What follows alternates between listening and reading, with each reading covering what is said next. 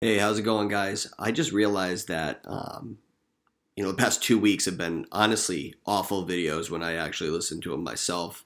Uh, Definitely needed more energy and really wanted to kind of bring the speed along a little bit here because just wasn't getting my views up, dude. And that's important, obviously. So let's get right into it. The matchups. Um, Taking a look at my matchup versus Pittman, obviously got smoked. Pittman's team is stacked right now, running on all cylinders. Murray's fucking murdering it. Aaron Jones, 16.6 points a game, solid, solid. Cooper Kupp and Justin Jefferson really carrying Pittman right now. I mean, looking real tough to beat. Me, on the other hand, really hurt having Dalvin Cook out. Uh, Honestly, blows, but whatever. Let's get through it. Anyways, didn't outperform enough, and 112 points wasn't strong. So on to 2-1, while Pittman moves to 3-0. Looking at Kyle's squeaker of a win over Cassiano. Kyle doesn't even really deserve to be in 3-0. I know he's riding on his little mountain chariot thing, whatever. Who gives a shit? Soon you'll be foulingless again and out of the playoff picture. But let's not rush through the season. Taking a look, obviously, carried by strong performances by Mahomes and James Robinson, obviously what you look for from a draft standpoint. Cassiano, A.J. Brown getting hurt literally murdered your team this week, so tough luck. Moving on to Titty versus Greg Adamos. Adamos gets out of the unvictorious column. Drops 136. Strong performances by Justin Herbert. Solid performances from their, wide receiver 2 through, through kicker. Outscoring, honestly, your RB2 and wide receiver. Good stuff. Titty, on the other hand, not a strong start for one of the original 6. Saquon returned to form. Let's hope he continues to pick it up. TJ Hawkinson got nothing and should have gotten a lot. Mike Williams continues to murder and really start developing a connection with Justin Herbert. Big. Moving on, we got Brian Borgness losing to Greg Murphy. Murphy now 2-1 with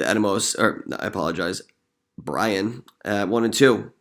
Real quick, Josh Allen dominated last week, scoring 39 points. Showed everyone really that he's a force to be reckoned with. Great news. For Greg. Godwin got his touchdown for Brian, but really underperformed elsewhere other than Matthew Stafford. Again, top 5 QB, Murph. Moving on to Pantoni versus Pete. Pantoni, dude, always proving me wrong here with some dominating performances. Devontae Adams did Devontae Adams things. Brandon Cooks continues to show that Brandon Cooks is still not dead. Somehow, some way, you're scrapping it together, kind of like how the Red Sox were at the beginning of the year. Let's see what happens at the second half. Pete, on the other hand, continues his fantasy woes. Still some strong performances by Lamar on this with a lot of stuff on his running. Najee Harris obviously dropping 24.2, but getting 4.9 from Fournette. Fournette being your RB2, not great. Did you have an injury? Oh yeah, Darrell Henderson. Bummer, dude. And tip: don't start Jonnu Smith. He's fucking trash. Moving on to the next and final matchup. We got Matt Jackson at 2-1, ending at 2-1, and Nicky O losing in honestly a bloodbath. Jalen Hurts continues to be relevant because he can run. Derrick Henry continue to do Derrick Henry things. Zeke still washed. Not impressed. 25.1 points. He'll show up for the games that are rivalries and then do nothing else. Calling it. Keenan Allen, love him. Moving over to Nicky O's side, just didn't get anything from McCaffrey. Basically, was your death sentence. Let's be honest. Pittman's turning out nice. Pittman Jr.'s turning out nice to be a nice little pick for you. That's good news. Obviously, you're a Colts fan, so that's exciting. Just imagine if they actually had a quarterback that could stand on his own 2 feet. Anyways, down to 1-2. Looking at power rankings, honestly, got to stay with Pittman here. Number 1, dominating, doesn't look to be slowing down. Number 2, 3-0. We did have another 3-0 team, but I'm looking at